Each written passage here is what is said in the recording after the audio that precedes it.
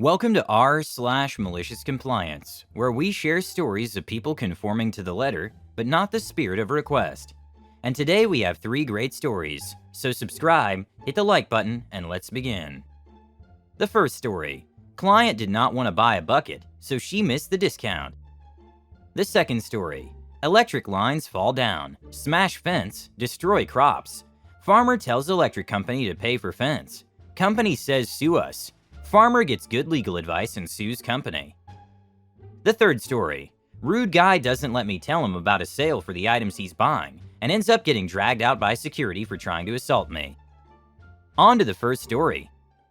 Don't want to pay a sale price? Fine by me. I work for one of North America's largest aftermarket auto parts stores, one that begins with an N and has a blue and yellow logo. At this job, for a few times a year, we have what's called a bucket sale. This bucket sale acts as a marketing gimmick and is meant to entice people to buy more than what they need. If you have 3 or more items, you can fit them into a 5-gallon company-branded bucket, and the price of your entire order is reduced by 20%. In all honesty, it's a pretty good deal for what it is. The only caveat is that you're required to purchase the bucket for $2.99. Most customers that I mention this sale to are usually surprised and impressed by the generosity, especially since I don't follow the at least 3 items must fit in the bucket rule, as I prioritize getting a customer out of the door with a smile on their face. $200 battery? How about we make that $160? $50 headlight bulbs? Nah, screw that. Take them home for $35 and get a free bucket out of it. The reason that I say that most customers enjoy this is because there's a handful of customers who would either not deal with having to carry a large bucket with them or simply don't understand the proposition that I'm trying to offer. Fair enough. Maybe they've had a tough day and don't want to be bothered with paying less for more. It's no skin off my back. Usually this isn't a problem, except for today. Not for a certain customer that I'll refer to as Karen. Karen walks into the store, is friendly throughout the entire exchange, and knows exactly what they want. This is always a pleasant experience, as I hate customers who dawdle around and only accept service on their own terms. As she's ready to make her purchase, the following exchange occurs. Me: okay, so right now we're looking at a total of $68.98. However, if I sell you a bucket, your order drops down to $56.89. Karen: what do you mean? Why is it cheaper? Me: I have a store-wide sale that's in effect if you buy a bucket. Karen: but I don't want a bucket. I want this stuff. Me: that's fine. You don't have to take one with you. Karen: but why would you still charge me for a bucket if I don't want it? Me: it's policy. I can't complete this ticket under the sale price without incorporating the bucket. Karen: so why am I paying almost $70 when you just said that the total was $56? Me: because I can't. Either way, I imagine you still want to buy this stuff. Karen: not if you're going to try to rip me off by selling me an unnecessary bucket. Can I speak to your manager? So I get my manager and tell him what's going on before he talks with her. Manager has no patience for this kind of attitude. Manager: hi there, ready to go? Karen: yes, but I don't want to buy a bucket. Manager: okay, that'll be $68.98. Karen has hurt herself in confusion.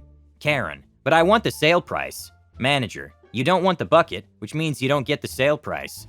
Karen looks at the bucket pile. In frustration, she puts down a $100 bill. Manager, while dispersing her change: it's a good thing you didn't want the bucket. There wouldn't have been enough money to give you your change back. A dejected Karen then leaves the premises. Oh well, we tried to help her. She could have just bought that bucket and gotten a discount. It's as simple as that. I think paying for a bucket for an hour is pretty weird, but after all, it's basically $3 to save 20%, so who cares how weird it is? I had a similar case at work. I worked at a gas station and we had a promotion. Buy 2 Cokes for $2 a pop and you could buy a third for a penny. We had a customer come in, and for some reason he didn't understand the concept and thought he was being scammed. He kept shaking his head every time he was offered a deal. I tried to explain it to him, and still got a big no from him. I told the cashier to just sell him 2 Cokes, so we could get on with our lives. He did, and we moved on with our lives, but I will never forget that glitchy bee. I would like to add that it was 2 2-liter Cokes, not small ones. He could have gotten a third Coke for a penny, but he refused. Haha. The next story is: won't compensate me for my fence? Then compensate me 100 times as much for my crops. The malicious compliance in this story is not mine. It's my brother-in-law's. My brother-in-law grows avocados in California. Several years ago, a portion of his ranch was ravaged by a wildfire, or so he thought at first. When the smoke cleared, it became obvious that the fire was caused by an electrical line that was blown over by strong winds and had landed on his fence, catching it on fire. Since he had been planning on diversifying his crops anyway, he decided he'd simply replace his fence, replant, and move on. To that end, he called up the electric company that owned the down line and asked them for about $10,000 in compensation to replace the fence that had been destroyed by their electrical line. They denied any and all culpability in the matter and told him that he should sue them if he didn't like it. What the electric company didn't realize it was my sister, his wife, works full-time as a corporate attorney for one of the largest utilities in California, defending against cases just like this one. At first, she was concerned that this utility was a subsidiary of her employer, in which case there would be a massive conflict of interest. Apparently, legal departments frown on their employees when their husband is suing them. Go figure. Thankfully, after some investigation, she realized that the utility in question was completely independent of her employer, and at that point the gloves are off. My sister didn't represent her husband because she's typically on the other side of these cases, but she did advise him on everything he needed to bring to court to win his case, and she helped him find a very reputable lawyer with a solid record of winning cases like these. Not knowing what they were up against, the utility persisted in refusing to renegotiate, hoping that by forcing my brother-in-law to trial, he would simply give up and go away. Spurred on by my sister's insistence that he had a solid case, he called their bluff and went to trial. As it turns out, California takes agricultural damage very seriously, and the court conducted its own independent investigation. It estimated the total damages at around $335,000, which is over 33 times as much as my brother-in-law had asked for initially.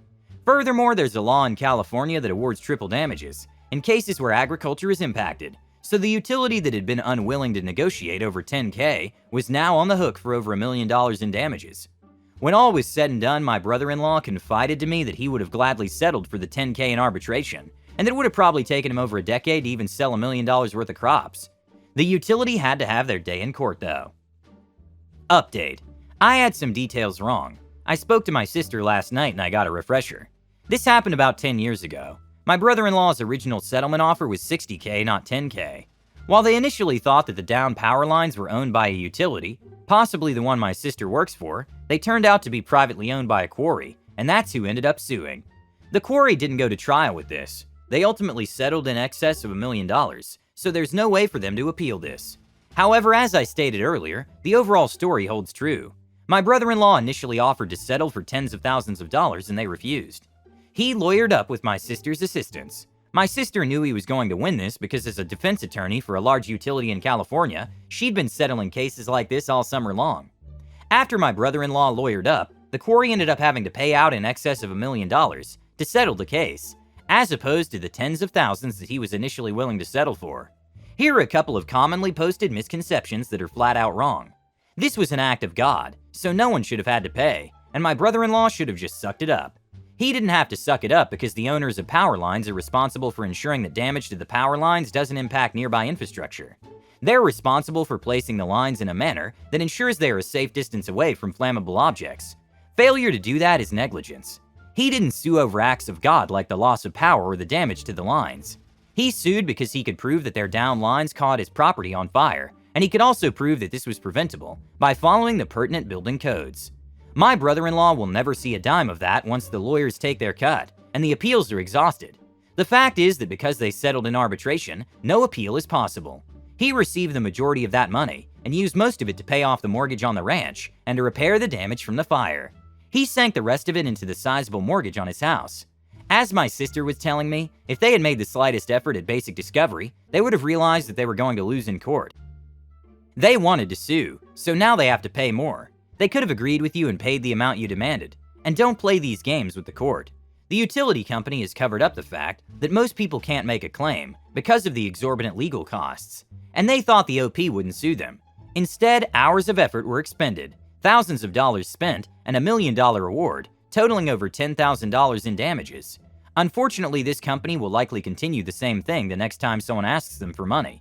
Most people don't go for lawsuits, and if they do, they agree to a much smaller amount at some point during the lawsuits. After all, it's cheaper to pay a few people a lot more than they ask for than it is to be all they have to get what they ask for. Haha, it would be hilarious if there was another malicious consent on the other side of this. Some lower-income guy at a utility company says we should pay this guy $10,000 and close the case, and his boss says pay him $10,000. Are you crazy? Tell him he can sue us. The last story is, always let the employee get a word in. A couple years ago, I was working in a discount clothing store. The kind of store that would have their own brands who looked like popular expensive brands for a fraction of the cost.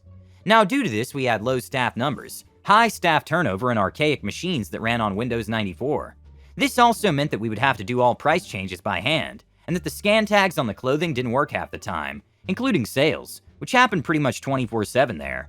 Instead, we would have to figure out what the low poly image on the computer was, or try and scour the store to see if we had an item. On to the malicious compliance. We were a big target for tourists, as most of our shirts were cheap and had Canada written in big letters on them. Due to this, I would frequently get the bizarre barters, who would bring up 50 shirts at the counter and ask because they're buying all these 5 for 10 shirts, can they get some for free? After which you'd tell them no, they'd buy 5 and leave the other 45 for you to fold. But we had one guy that took the cake. We were having a huge blowout sale happening to get rid of our overstock on a type of shirt that didn't sell well, and they were being marked down to 10 for $5. The company really wanted them gone, to the point we were told to throw them on for free. However, like I said, we had to do price downs by hand, and due to company policy could not give them the deal until the sale adjustment was complete.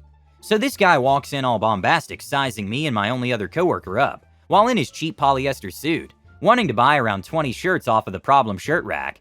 Only problem is we haven't priced them down due to lack of materials and time. Busy day, so they still read $5 each. Still a pretty good price for a shirt. He slams down the shirts. We greet him with the salesman's smile plastered to our face. Go on about is this everything, etc. when he cuts us off. He demands that we shut up and take his money, so he gets out of, and I quote, this stank-A mall. Of course, me being a decent person, I try to point out the new sale, and I was even going to honor it despite the lack of manners, but he wouldn't have it and said, don't feed me your salesman BS. I just want my shirts, and I want to leave. Is that too hard for your thick head to understand? So in classic malicious compliance, I ring up the shirts, take his card, and carefully tell him and write on his receipt no refunds. We couldn't do this on sale items anyways, and as all items are on sale all the time, we could never take any items back. I enjoyed his face where after the fact I put the 10 for $5 sign up on the rack he just purchased. He tried to fight it, but ultimately lost after security dragged him out for trying to throw a punch at me in anger. This one stuck out, but man did this sort of stuff happen all the time at that store. Thankfully I moved on from that job, and now I have a comfy spot at another store with great bosses, co-workers, and a functioning automatic price system. Edit. Pretty much that place was always sleazy. They ripped off a popular expensive brand in Canada, and then almost got sued over it due to the similarity. We didn't even sell shoes, despite being half a suit store, but all the shoes were house brand, and as cheap as Walmart shoes for slightly above Walmart costs. When you work in retail, you can meet all kinds of jerks, believe me. There are so many jerks like that on this planet. It's always been nice to see them in situations like this, and most of the time they get what they deserve. Glad your new job's going better. I hope it stays that way. Better to get a new job than to date clients like that. Subscribe, hit the like button, and have a good day.